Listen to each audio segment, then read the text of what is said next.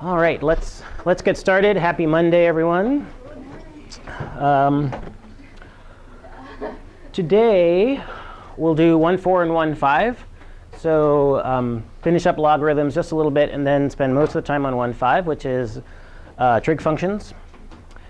And we'll probably continue that, do a little bit more with trig functions on Thursday, and then do 1.6. And that's pretty much the end of chapter 1.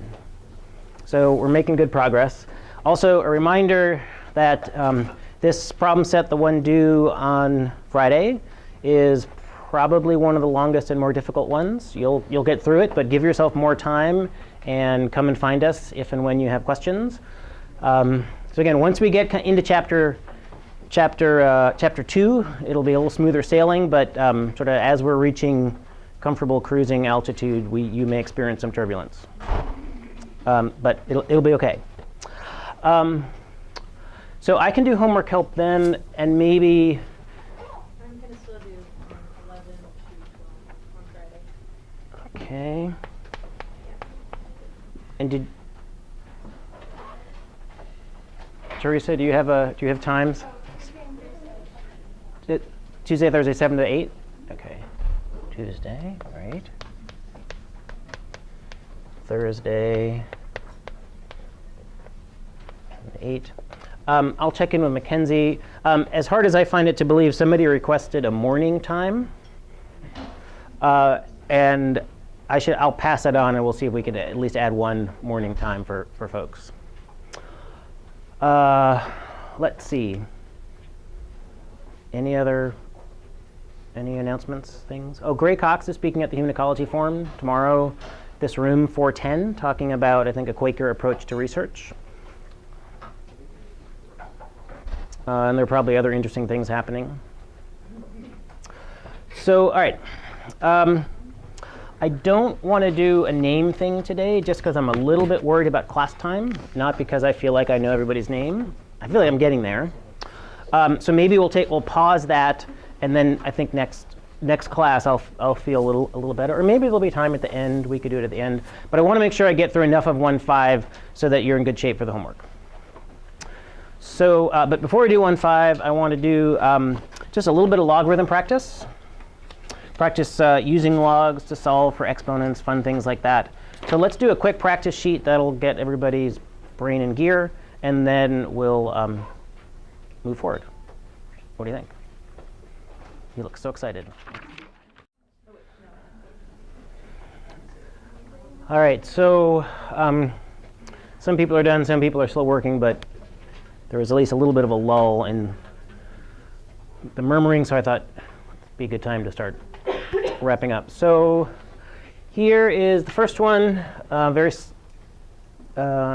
didn't sense too much controversy about this. I don't know what to say. Does anyone want to say anything about this? Words would just get in the way. All right. Bless you. All right. Let me say something about this. So here you are given this. This is an exponential function in the sort of form that you'd like. This would be doubling. Start with 100 pounds of chocolate. Why not? Double every time. And suppose we wanted to write it in this funny e sort of way. Well, we can use logs to convert from this to that. So the hundreds cancel out. 2 to the t has to be e to the kt. And e to the kt is e to the k to the t. So 2 equals e to the k. Then we need to solve for k. That's our goal here. So let's take the natural log of both sides. And I chose natural logs here because I've got a base e. And so natural logs are the things that undo base e exponentiation. So that's convenient. Log to the e to the k just gives you k again. Natural log and e undo each other. So k is log 2, which happens to be around 0.693.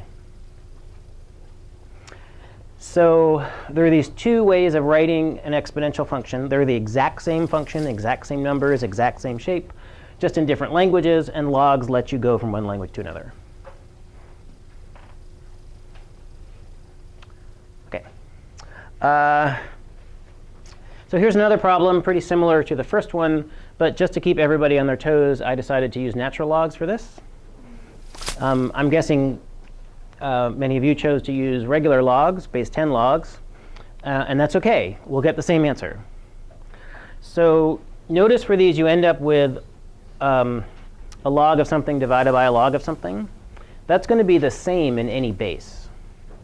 So it's almost like the base for a logarithm is a choice of units. And then those units end up not mattering when you divide. Another way of thinking of it is the properties of logs are the same for any log. Log 10, log e, log 2, whatever log you feel like. So you can exploit those properties to solve for exponents. The only catch is, or the only thing to remember is, once you make a choice for a base for your logs, you need to stick with that choice for that entire problem. Not for your life, just it's a small commitment. All right, any questions on these? There's nothing too deep about these. I just wanted to sort of work through a couple of problems so you'll be gung-ho to work through many more problems. Anyway, these are useful skills, so you'll get a chance to practice them some. All right, so I want to shift gears and do something a little different, not related to logs. And I'll explain this in a moment. But if you've done this exercise before in another math class, don't talk about it. And this may seem pointless, like more pointless than usual. Sorry. But there is a point to it, but it won't be apparent right away. So again, if you sort of suddenly see the point, you can sort of let out an exclamation, but don't let out sort of what the surprise is. Anyway, we'll just give this a try. This will take a little bit of explaining, and it requires equipment, but it'll be worth it. All right. There you go. Yep. Teresa. All right. So let's talk about this and maybe see what this has to do about anything. You might also be wondering. So this was one group. Again, everybody has a slightly different shape. And here are their edge measurements. These are edges, and then those are crusts. And when I calculate the ratio, I got these numbers. So roughly 1.1, 1.11. Other groups probably got different ratios. Did anybody get a ratio smaller than this? Got 1, OK. Oh, I guess sorry, let me. So this was this group. It's like the same. It's like 2 or 1.5, depending on which one. OK. But is your Different. Yep. OK. Yep. So did anybody? Right. So these numbers are essentially all the same for this, but different groups should have gotten different same numbers. So did anybody get a number that was a good bit bigger than this? 1.3. OK. OK. Can I have your sheet? I'll give it back if you want it. If you don't want it, I'll give it. Oh yeah. So we should talk. So these numbers here. Probably some people used centimeters, millimeters. Some people used inches. Cultural differences. But that's not going to matter, because I'm dividing like this, like 1.8. Well, what do we know? 1.8 is 13% bigger than 1.6. That's what this number means, and that's true regardless of whether or not I measure, what the units are. If I measure these in centimeters or millimeters or miles or furlongs or anything else you could think of, you're going to get the same ratio. So let's see. So anybody get a number much bigger still? Anybody get something around 2? Yeah, what did you guys? 2.5. 2.5? Okay, see? Okay, great. Yeah. Okay. So here this ratio is 2.5.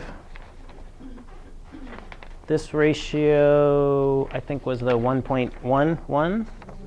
So what are these ratios measuring? What do they tell you? What do they mean? How much of the circumference? Yeah, so it's sort of like a fraction. You can think of it as a fraction of the circumference. So here's what I called a slice and then 3 subslices. Just geometrically, what do all of these shapes share? The angle. Yeah, they all share the angle. So I claim that this is a way of measuring what an angle is. An angle. And that's just,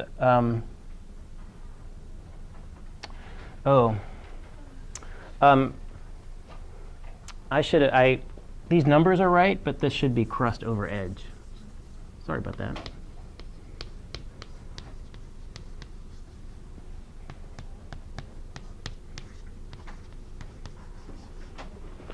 So for a given edge, the more crust you have, the bigger an angle you have. So this was around 2, right? And this was around 1. And you can even line them up, and you can see that one's bigger than the other. So this is nice. We've invented a new way to measure angles. So when you invent something, you often get to name it. So what should we name it?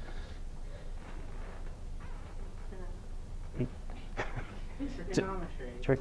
No, it has to do with trigonometry, but just the name for an angle. We get to invent it. I mean, you want to call it units of maxes? OK, all right.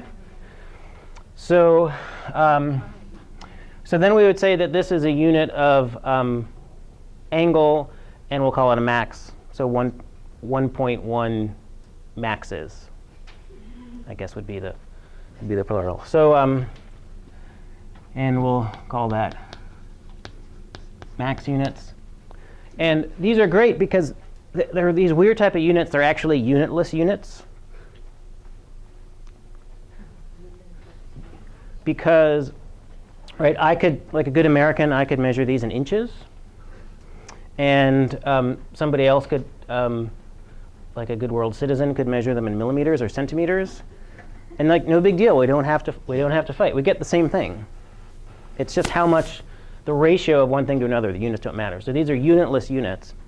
But we still might want to know how we could connect these max units to other ways of measuring angles that maybe are more familiar instead of this new way we just invented.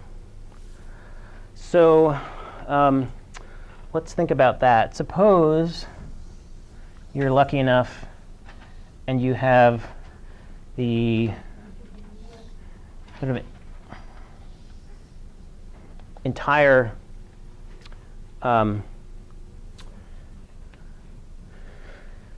entire pi.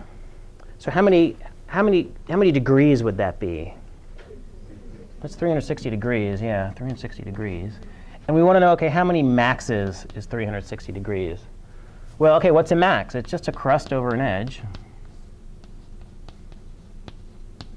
And I'm going to call this edge R for radius. So what's the crust if the radius is r? 2 pi r. Yeah, circumference is 2 pi r. And now this is neat. The r's cancel. So we have that 360 degrees equals 2 pi maxes. So we've invented a new way of measuring angles. That's nice because it's a unitless unit. So somebody had to decide that 360 degrees are in a circle. That seems like a weird thing to decide. Why 360? I mean, it's divisible by a lot of things, but that's arbitrary. Whereas this, there's no choice at all. Once we commit to maxes, there's nothing else. We don't have to listen to any king or ruler tell us what a foot or a mile or a kilogram is. It's just, the units are just what they are. So some of you may have guessed that maxes isn't the normal name for this. Sorry, max. It could be. In this class, we could agree to call it that. Does anybody have a hunch what this is more commonly called? Yeah? Radians, yeah. So these are also known as radians. So in pre-calc, radians often seem like some perverse thing that happens right after some guy tells you that E is a natural number. But I hope to convince you, and maybe this is a start of that this is actually a very nice, and this really is a very nice and natural number. So E, it's like, okay, E, we'll just have to accept E as a nice thing for a little while. But radians really are nice because they're unitless and free of any arbitrary anything. All right, you don't look quite sold, but really, radians are awesome. It's just a ratio. Are there any questions on this? You call it what? Just Radians, yep. So you would say 2 pi radians, and sometimes you would just even, because it's a unitless unit, sometimes you would just say 2 pi, like an angle of 2 pi. And it's sort of, if there are no units on it, then it must be radians.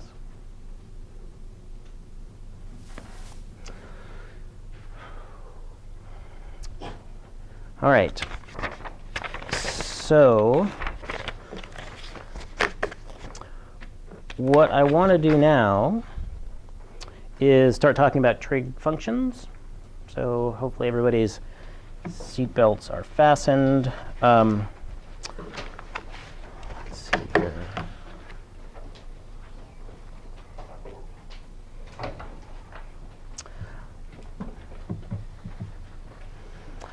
Okay, so this is we're in chapter 1.5 now, and I think I've got, again, just so you can sort of plan your attention accordingly, I think I've got a bunch of things to say, so this might be like longer than I wish it was, but I just need to say these things. So anyway, I want to say a couple things about trig functions, and then there'll be a sheet for you to work on that will then prompt further questions and discoveries. So, all right.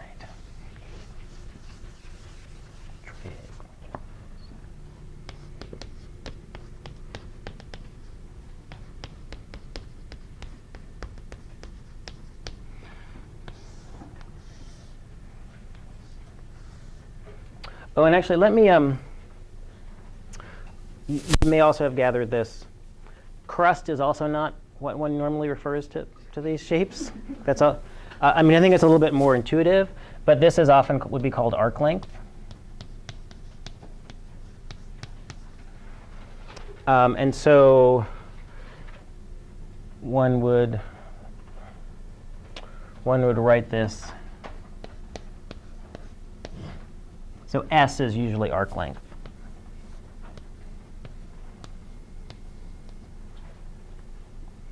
And that's just a definition of angles and radians. It's just this ratio.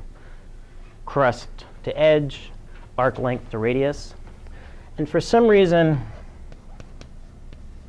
if you've seen this before, which you might have in pre-calc or maybe in physics, sometimes this formula is written this way, S equals r theta. And it sort of rolls off the tongue a little bit. It almost has a meter to it. Although I think this is more fundamental. This tells you what an angle is. It's a ratio of one thing to another. This is sort of a consequence of that. Anyway, so whichever one you remember is fine. This picture is useful. But the notation is standard and probably good to know. OK, so let me go back. Theta. Decent. So first, just a quick reminder of right triangle trig. So sine theta, that's opposite over adjacent. No, it's opposite over hypotenuse. And that's the name for a particular ratio. It's just if you know the angle, then the ratio of this to this is determined by that angle. And that function is known as the sine function. And then cosine is adjacent over hypotenuse. So that's the ka in SOHCAHTOA. SOHCAHTOA is a kind of good acronym, but you have to remember how to spell it, which is not my strong suit.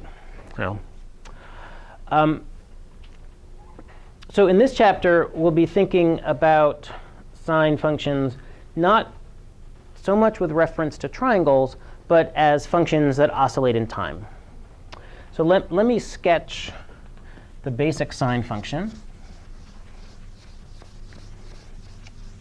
And we'll talk about its properties. All right, let's see if I can do this. One. Okay.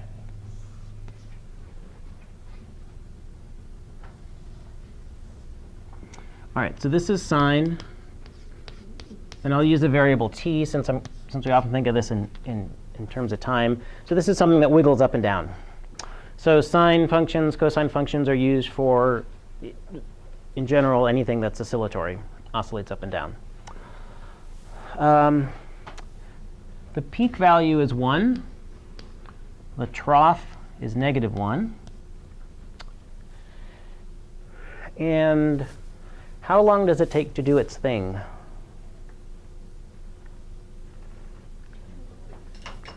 Let's see. So that would be 360 degrees, or in max units, that would be 2 pi.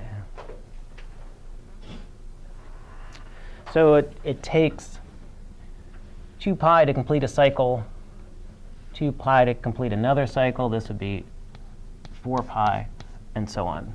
And so in this chapter, I think we'll almost exclusively use radians. And the reason for that is that once we get to doing calculus and derivatives, all the nice formulas we'll learn will only work when we're in radians.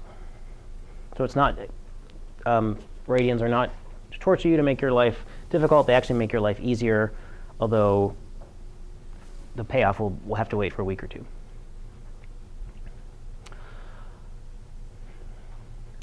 All right, so that's a sine function.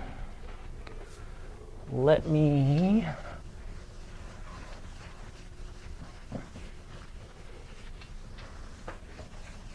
a little bit about this.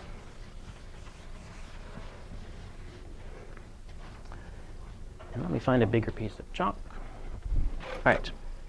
So the sine function, sine t, has a period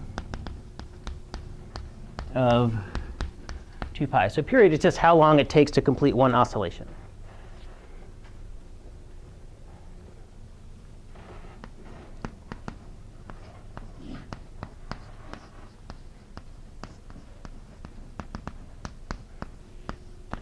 All right, so now let's go back to that new functions from old, the chapter that I'm infatuated with and you are nonplussed by. When I put 2 inside the function, what does that do to the function? Yeah, because right, this is like this guy's living his life twice as fast. So everything happens twice as fast for him. And so that would mean, well, what would the period be? It's not 2 pi anymore. It would be it would be 2 pi over 2, or just pi. What used to take a whole 2 pi to do now takes only pi. Everything's twice as fast.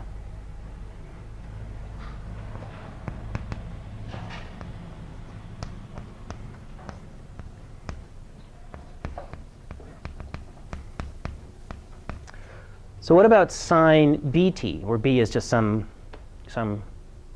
constant? What would that period be? Yep. 2 pi over b. So then that tells you if you want a wave with a certain periodicity, you can tune that periodicity by changing b until you get what you want. All right, let's play another game. This might not be the most fun games, but you know, as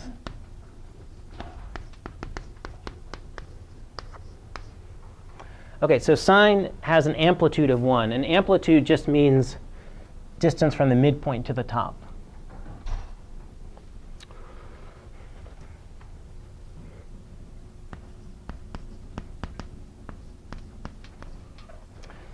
So when you multiply a function by something outside of the function, what does that do? Does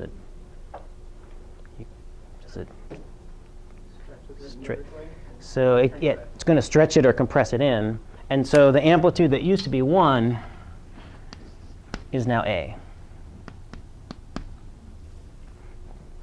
If I added a, I would shift everything up. Wouldn't that be A1 or just A?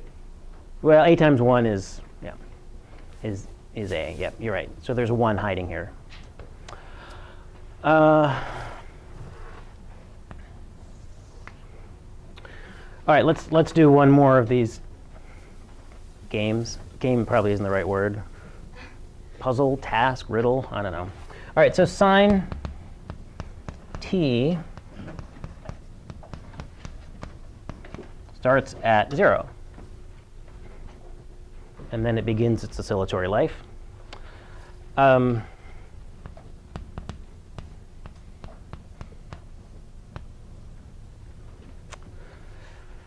want to use C? Yes. Okay.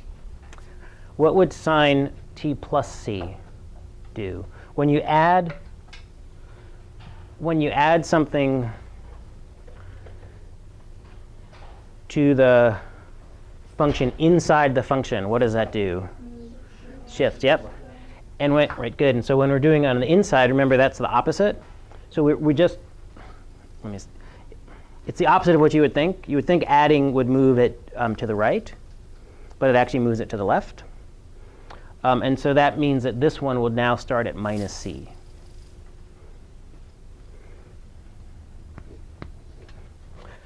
So maybe this is worth a picture.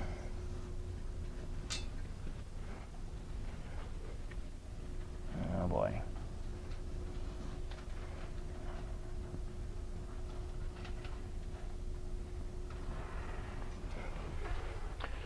So this is just a sine wave shifted to the left by c. All right. All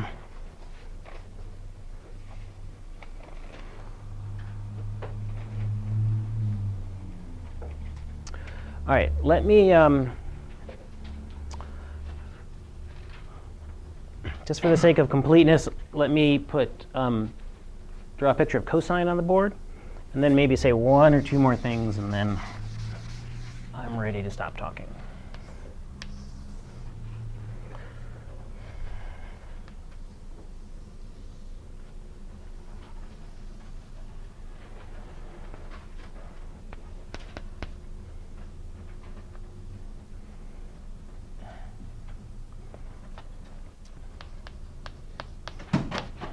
So here's cosine t. It's the one that starts at 1 instead of starting at 0. They're really the same function, right? They're just, one is just shifted by the other, so they're not like really different. One is just ahead of the other by a little bit. So cosines and sines are your basic oscillatory functions. You can start with these, and then you can stretch them to make them bigger waves by putting in an A. You can make them go faster and slower by messing with B. You can shift the entire wave left or right with C. And if you wanted to float it up or down, you could add a constant to the entire thing. So that's sort of the repertoire, the things we get to do with sines and cosines. So I think yeah. So let's give these a try. We'll bump into some things we'll need to discuss, but I think it's good to just start going and start bumping.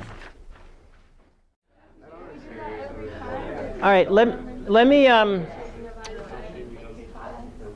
say a few things about inverse trig functions, and then I'll let you go back to work, and then we'll conclude. Well, let's see. So this is just to make sure you can get your calculator in radians. If you haven't been successful at that yet, let one of us know, and we'll try to adjust your calculator accordingly.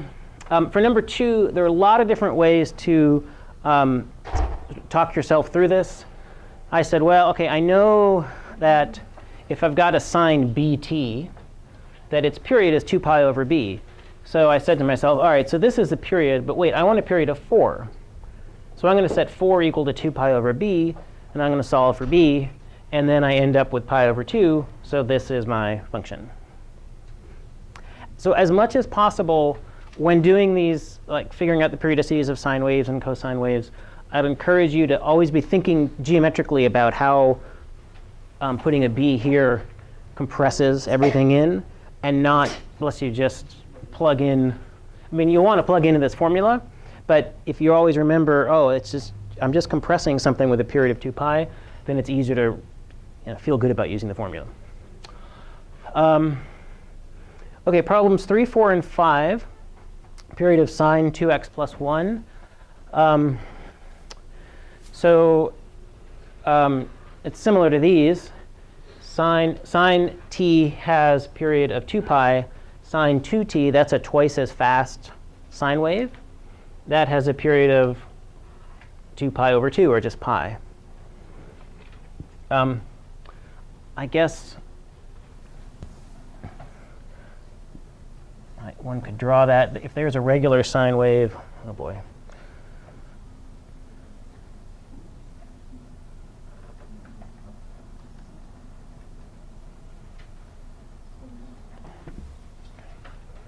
Let me try again. All right, sine wave, 1, 2.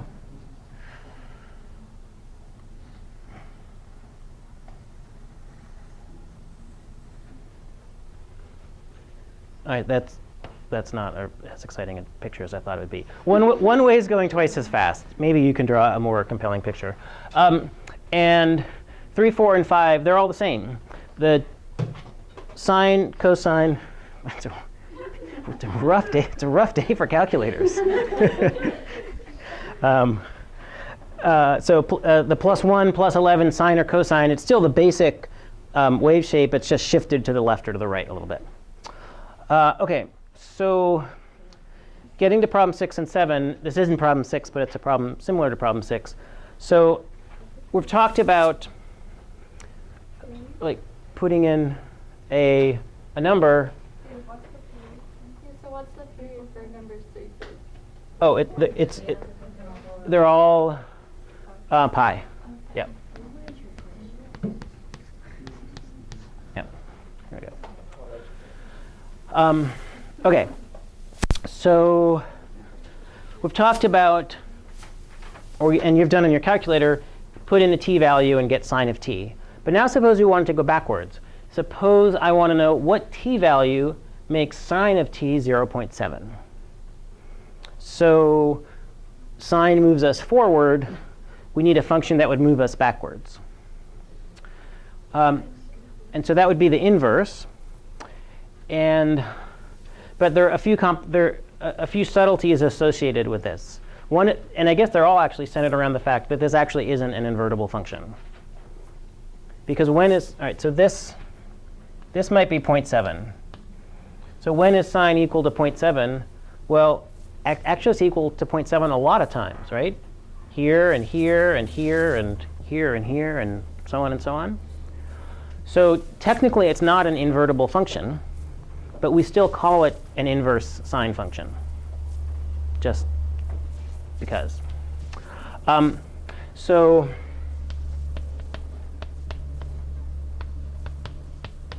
if you do this on your calculator, and you're properly in radians, you should get, I get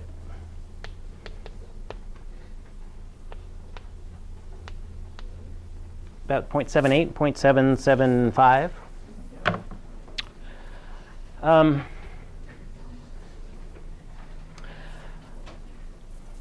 So this is also sometimes called arcsine. It may be written arcsine on your calculator. I think nowadays most of them do it this way, inverse sine, which makes sense, right? You're doing sine backwards, even though it's not, strictly speaking, an inverse. When doing problems, word problems and stuff, you should know that your calculator is programmed to always return an answer between these two values, between pi over 2 and minus pi over 2. So if in whatever problem, maybe you wanted to know this time, your calculator won't tell you that. You'll have to do a little bit of extra work. I don't want to get too sidetracked on that because I don't think it's important for anything that's coming up. But just remember that this isn't a real inverse, and there's actually an infinity number of times when the infinity number of times t that give you 0.7 for sine. The more immediate thing is just making sure you know how to get one of those times by using a calculator. Yeah? Let's see. I'll talk to your calculator in a second. See if I can't convince it. But so try 6 and 7. And if we have time, we'll get through 8 and 9. And if your calculator needs a talking to, I'm happy to do that. So we have a few minutes left. I want to go over, I guess we won't get to 9, but I want to get up to 8. So first, we want to know, hey, tell me an x whose cosine is 0.9. So that calls for the inverse cosine. So x equals inverse cosine or arc cosine 0.9, and my calculator tells me it's about that. This one is sort of a trick question. This problem does have an answer, but you can't find it using algebra.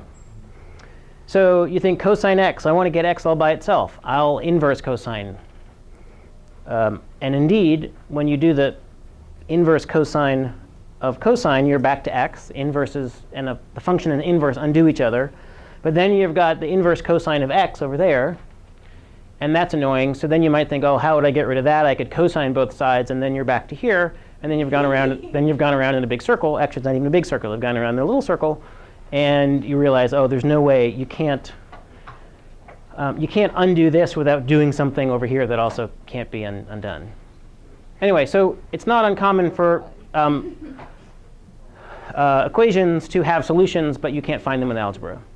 We won't really do that in this class, but just kind of to keep everybody on their toes. All right, let me do number 8, and then we'll be done for the day. So using my answer from before, I know I want something with a period of 4 and an amplitude of 3. But now there's this funny other thing that I want it to be 2 when t equals 0. So that means I'm going to have to shift this function. So to shift it, I would put a plus c here.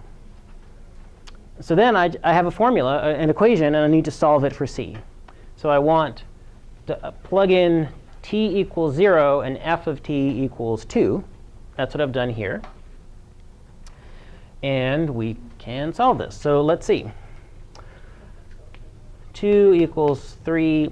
So all of this is, 0 times blah is 0. So this is just sine of c. Can divide through by 3.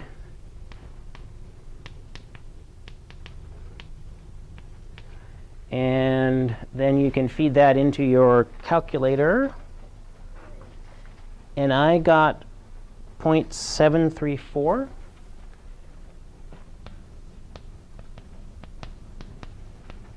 Does anybody else get that? Yeah. OK, good.